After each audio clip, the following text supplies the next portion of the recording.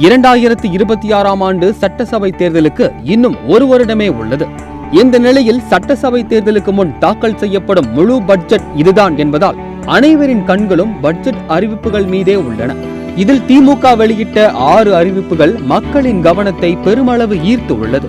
முக்கியமாக தேர்தலை மனதில் வைத்து இந்த 6 அறிவிப்புகளும் வெளியாகி இருக்கலாம் என்றும் பரவலான கருத்து முன்வைக்கப்படுகிறது.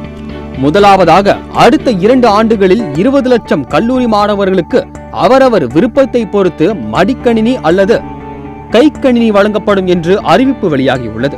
இரண்டாவதாக, மகளிர் உரிமை தொகை திட்டத்தில் பணிபுரிந்தவர்கள் விண்ணப்பிக்க உரிய வாய்ப்பு விரைவில் வழங்கப்படும் என்ற அறிவிப்பும், பணிபுரியும் பெண்களின் வசதியை கருத்தில் கொண்டு மேலும் 10 இடங்களில் தோழி விடுதிகள் கட்டப்படும் என்ற அறிவிப்பும், மகளிர் உரிமை தொகை பெறாத பெண்களுக்கு மீண்டும் உரிய வாய்ப்புகள் விரைவில் வழங்கப்படும் என்ற அறிவிப்பும் அதிரடியான அறிவிப்புகளாக உள்ளன.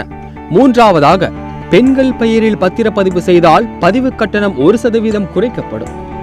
10 லட்சம் ரூபாய் மதிப்புள்ள வீடு, மனை, விவசாய நிலம் உள்ளிட்ட அனைத்து அசையா சொத்துக்களின் பத்திரப்பதிவுகளுக்கும் இது பொருந்தும் என்ற இந்த அறிவிப்பு முக்கியமானதாக இருக்கிறது.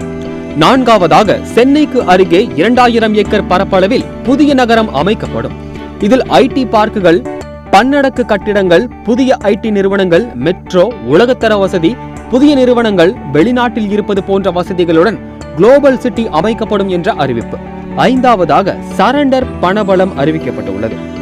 அரசு பணியாளர்கள் தங்களின் ஈட்டிய விடுப்பில் வருடம் தோறும் 15 நாட்களை ஒப்படைப்பு செய்து அதை பணமாக மாற்றிக்கொள்ளலாம் என்ற அறிவிப்பு வெளியாகியுள்ளது. ஆறாவதாக, சென்னை பூந்தமல்லி டு போரூர் மெட்ரோ வழித்தடம் இந்த ஆண்டு டிசம்பர் மாதம் பொதுமக்கள் பயன்பாட்டுக்கு வரும் என்ற அறிவிப்பும், விமான நிலையம் டு கிளாம்பாக்கம் மெட்ரோ வழித்தட நீட்டிப்புக்கு 9335 கோடி ரூபாய் ஒதுக்கீடு செய்யப்படும் என்ற இந்த அட்டகாசமான அறிவிப்பும் வெளியாகியுள்ளது.